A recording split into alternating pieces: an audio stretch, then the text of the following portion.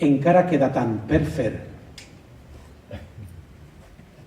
Quan jo era xicotet, m'agradava jugar amb nines, les pentinava, les acaronava, i a la meva veïneta li agradava jugar amb camions i s'intercanviaven els joguets. «Mama, que ve el camió, que pugen les nines!» I ma mare reia. Ma mare cosia dia i nit, i amb els retalls de tela jo feia vestides per a les nines. «Que pugen les nines al camió, que se n'anem!» I mon pare: «Que no vull que jugues amb nines, hòstia, que no vull que jugues amb nines, que tu eres un xic!» I ma mare callava. Ma mare cosia dia i nit, i pel matí s'alçava molt pronte. I quan mon pare venia a dinar, si a l'arròs li faltaven 5 minuts, muntava uns números.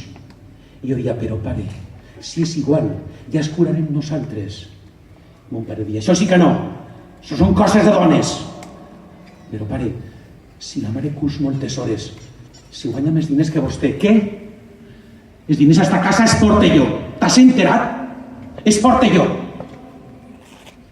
I jo m'havia assabentat.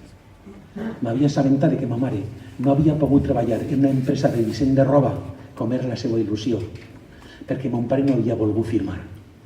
I en aquella època, sense la firma del cabeza de cap família, no es podia fer res.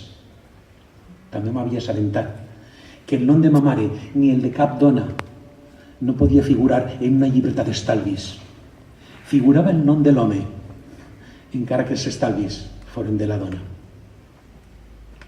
Ma mare cosia dia y nit y escoltaba en la radio: «Mis manos en tu cintura, cuando salí de Cuba, Angelitos negros, el bal de la llenca». I així passaven els anys, escoltant cançons. I un 20 de novembre de 1975, per fi, bailamos el bimbo. Isquem tots al carrer. Si la dona parís, la dona decidís. 4 feixistes, milers de feministes, 4 feixistes, milers de feministes. I unes iaies se preguntaren: «A mi, xoveret, què vol dir ser feminista?» I jo els digui que l'home i la dona tenen els mateixos drets, que igual treball, igual salari, i que tots hem d'espentar per la igualtat. I les iaies reien i la policia repartia. Però vull pensar que aquests jovens, després quan hem fet 20 i 30 i 40 i 50 i 60 anys, hem portat a la pràctica les nostres idees feministes i que ara, en el segle XXI, tot està millor. Però en la crisi, i aprofitant la crisi, el govern retalla les subvencions als pisos d'acollida per a dones maltractades. En els últims 15 anys en Espanya, més de 1.000 dones han perdut la vida assassinades per les seues parelles o exparelles.